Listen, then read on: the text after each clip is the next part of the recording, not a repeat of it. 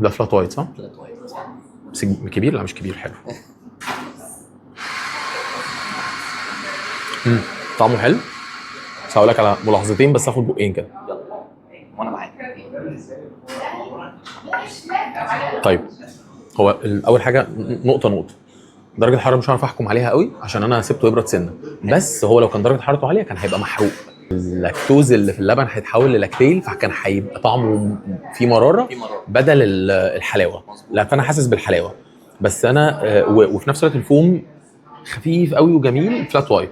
بس انا عندي احساس كده غريب شويه ان كان محتاج يبقى الكوفي مور سترونج.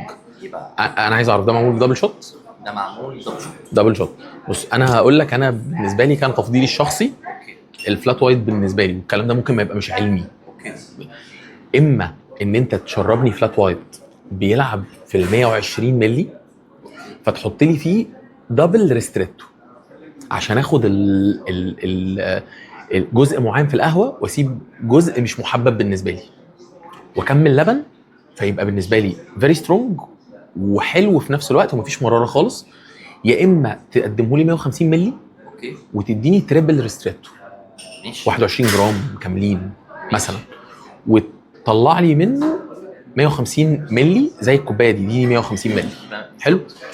يا اما هتديني دبل شوت، فهتديني دبل شوت، بس الدبل شوت دول يبقوا مركزين، قهوه هاوس بلند مش 100% ارابيكا، فيها روبوستا على الاقل ما تقلش عن 30%.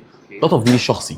طيب ده بالنسبه لي فلات وايت لطيف لمعظم الناس، مش ليا سيبك مني، لمعظم الناس ده فلات وايت الاحلام، اللي هو ايه، اللي مش مر، الهادي، البالانسد، اللي ما فيهوش مراره، اللي الفوم بتاعته خفيفه، اللي درجه حرارته مظبوطه. ده بالنسبه لي. بس انا بقول لك تفضيل. لو انت سالتني انت كمصطفى، لو قلت لي يا مصطفى اعمل لك فلات وايت ازاي، هقول لك اعمله لي بالمنظر ده. عشان كده الكورتادو عجبني قوي. مركز القهوه اكتر، لبن اقل، انت بتحب الحاجه السترونج بس دي جميله. بس في الاول وفي الاخر دي ايه، دي جميله. دي اهم حاجه.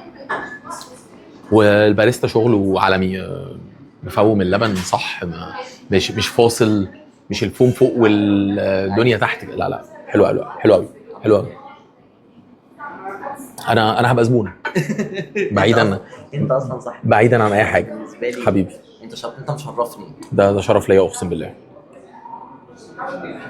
انا بقى ما رضيتش ادوق واصور واعمل فويس اوفر، انا قلت اطلع اتكلم على اللي انا حاسه هنا وهنا. وانا بحب كده، والحمد لله احنا بقالنا شهر، مش بقالنا سنه 2 3. الحمد لله احنا بقالنا شهر ان احنا طلعنا بالليفل ده او التيست ده. انا مبسوط. ممكن يكون في احسن ربنا يكرمك، بس الحمد لله ان احنا واصلين للليفل. يعني الناس كلها بتتكلم عن القهوه، الخامه، الكواليتي، هايجين. ومتهيألي مع الباريستاز اللي موجودين ومع المكان ومع الناس ومع الباشن اللي انا شايفه للقهوه، لا المكان ممكن يوصل لاكتر من كده. ان شاء الله يعني انا بريكومند الناس تيجي والله من غير اي حاجه، والله بجد.